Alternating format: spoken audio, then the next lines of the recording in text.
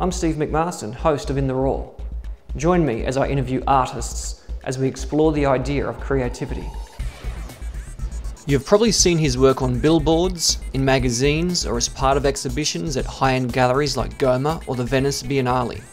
Having worked in London, New York, and now selling into Brisbane, he produces work for a global market. The Rocky Belboa of the photography world, this artist is the man behind the curtain. He is post-production artist, Joslyn. Hello, I'm Joslyn. I'm a Photoshop retoucher and I'm in the RAW with Steve McMarson.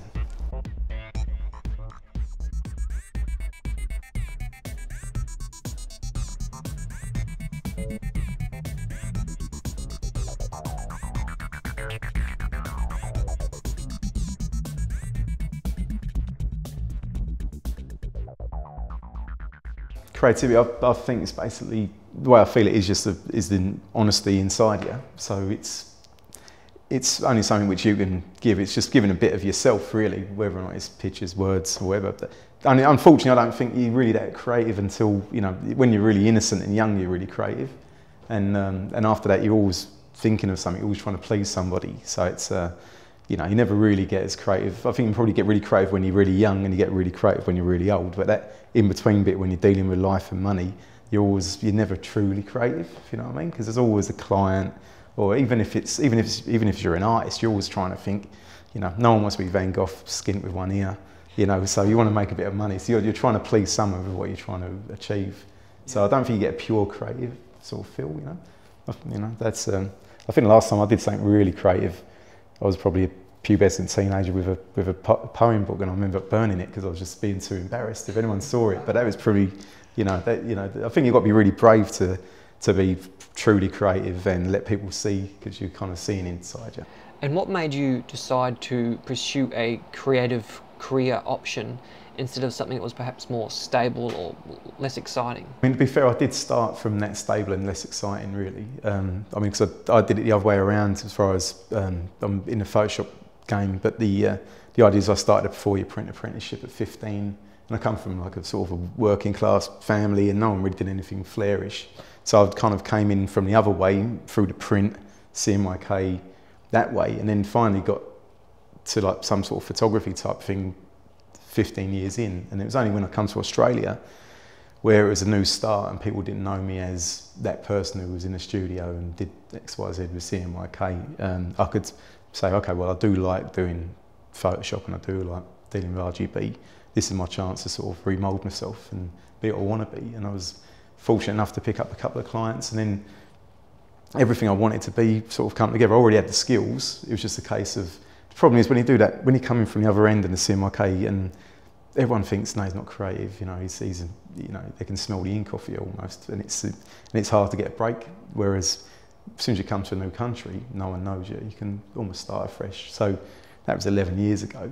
So I wouldn't say I've been doing it for 11 years, but I've been truly retouching for 11 years as opposed to just doing it as a part of my job. Who and what inspires you? It's a tricky one because I haven't actually gone through the artistic angle. I haven't gone to art school and I haven't dealt with that. It's always been kind of work. So, but then again, I do get inspiration by not so much seeing other people's work, but I like sort of every now and then dipping into dealing with photographers and stuff like that, and looking at different angles, the way they're doing stuff, and just like I said, it's probably not in the industry, but more to do with what's outside it, and getting out and about and getting a bit of a balance to everything. So it isn't really a person which inspires me.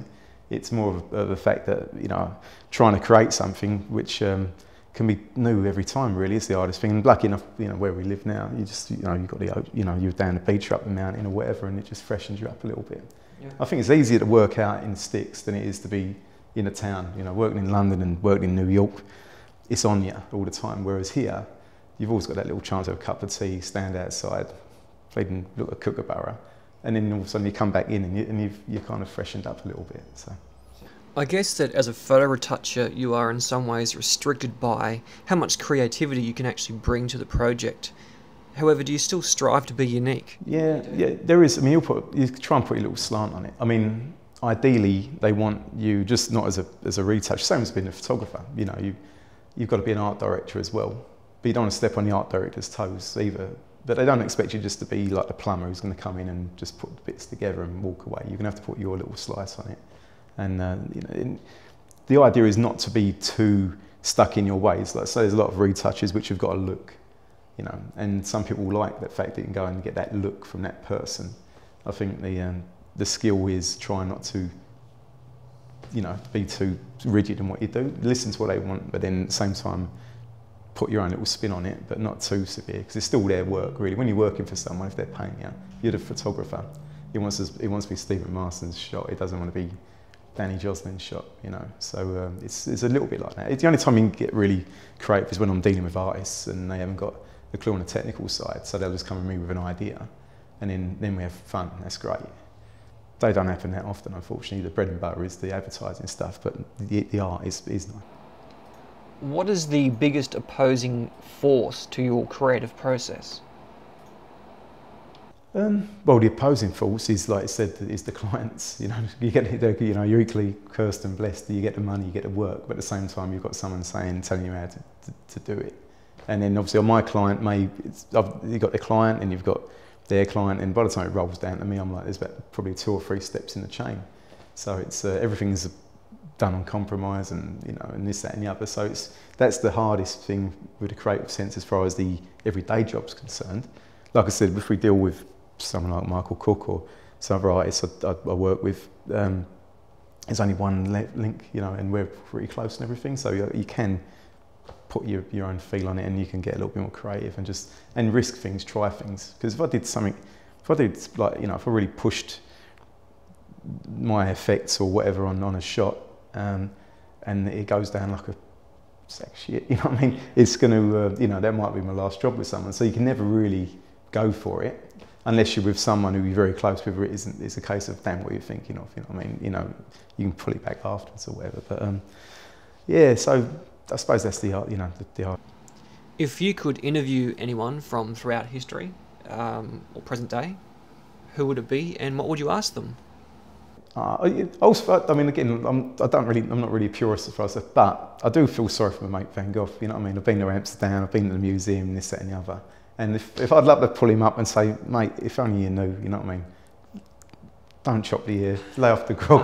You know what I mean? You had it all going for you, you know. And you know, it'd be nice to let some people know how the way it does, you know, transpire. But you know, there isn't really, like I said, I don't know if I'm turning into some sort of Buddhist, but I'm not really bothered about what has been, really. You know what I mean? It's more about what it's going to be. So there isn't really anyone I want to sort of talk to from the past, not in an artist sense anyway. When your work life has come to an end and you're looking back on your career, what do you hope to have achieved?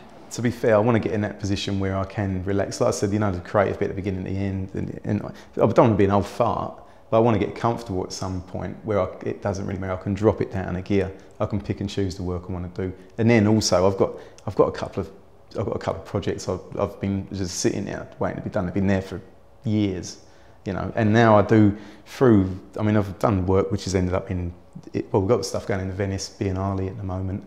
And, you know, I've been in the GOMA and all that. Not my work, but working with someone else. But it's been quite you know, I've been involved in it. And it would be nice to be that person as opposed to being the man behind the curtain, you know. So that's my game, would be to get a little bit of work out there. And just have it for love, not for money, you know what I mean? You really just be nice to sort of get something out there and just see it hanging on the wall somewhere. Because everything I do is tomorrow's fish wrapper, you know what I mean? All the advertising is been and gone, you know. If you can get art out there, then it can sit there and it can stay there, or you can just, you know, hang on someone's wall somewhere, and that'd be nice. When you're working on a project, how do you know when the work is finished, it's done, there's nothing left to be added to it? Yeah. Well, I mean, again, the secret is you always ask what the deadline is, and you try not to over-deliver too early, because you'll always get tinkered, and the more you tinker with something, generally, you know, if you end up with draft 7, you know that draft 3 was pretty cool, you know, really. And so the idea is to maybe not rush the process, and again, don't send stuff for too soon, look at it in fresh eyes the next morning. You kind of know when you're fudging it, you know, when you've got something which is nice and crisp and sharp and all the lighting worked and everything's beautiful, when you got lucky with this and you got lucky with that, and it's all works beautifully. Then they ask for a little bit more, and you'll try and add a little bit more, and then all of a sudden it's looking a bit smudgy, a bit fudgy, you know, things not working. And that's when you know, you probably should have stepped back a little bit on that. And the amount of times you do a job, and then you end up going back to draft 1 and 2 and going, shit, that was quite nice. You know, and most of it's down to time, because if you've got a client who's got until Friday, you deliver something on Monday, you know you've got 4 more days of them dicking around with it. Whereas if you kind of just slow it down and get everyone kind of happy with it, take the process, take your time, the job's just as good at the end, you know. What are some of the changes that you've seen within your industry, and has technology been a part of that? Oh, that's a big one for me, especially being starting as the 15-year-old before Murdoch and his lot came in and all that sort of stuff. And it was literally scalpels and oversized cameras. People were doing colour corrections using using this liquid, you know, just basically negatives and rubbing down it, making it darker, vice versa. And that was basically colour correcting, you know. And that's where I came in. I'd see this grey hair for nothing, mate. You know, so that's where I've come in. And when you see where we are now, I mean, there's no way I'd think I'd be the same as you. You know, how could you have your own studio with all this sort of stuff going on? I remember the first digital picture came in for a Tesco's, which is like a Woolies type thing. You know, it's just a picture of a baked bean can. Like, I don't know, it was sort of like 0.5 megapixel camera. It was the first ever digital shot we got, which weren't, you know, run through the scanning department. It was literally put, you know, all these guys, these scanner folks were all up in RAW, because they knew they'd be out of a job in a couple of years' time. And it was just amazing, the speed from 1991, like through to now, it's just turned from literally black to white as far as all this is concerned. The only problem is that it has made it so easy and accessible. Everyone thinks they're a professional. Things are getting done cheaper. Everyone's got a camera, everyone's got Photoshop.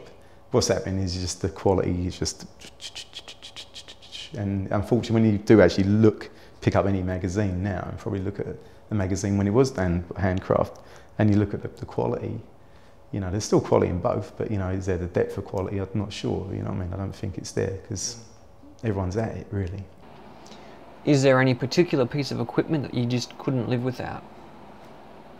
Yeah, well, I can't live without, you know, Mr.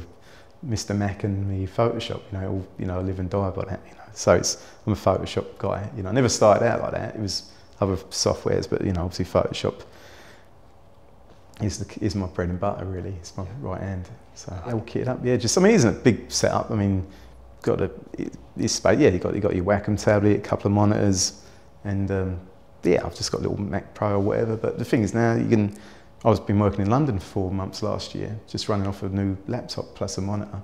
And the speed of everything now, you're just so mobile, it's ridiculous. You can get a combi van and work out of that. What advice would you have for aspiring artists in your field? Well, unfortunately, I'm a bit of a one-trick pony, but I don't think you can be now. You know, you need to be the photographer, you need to be the retoucher, you need to be the art director.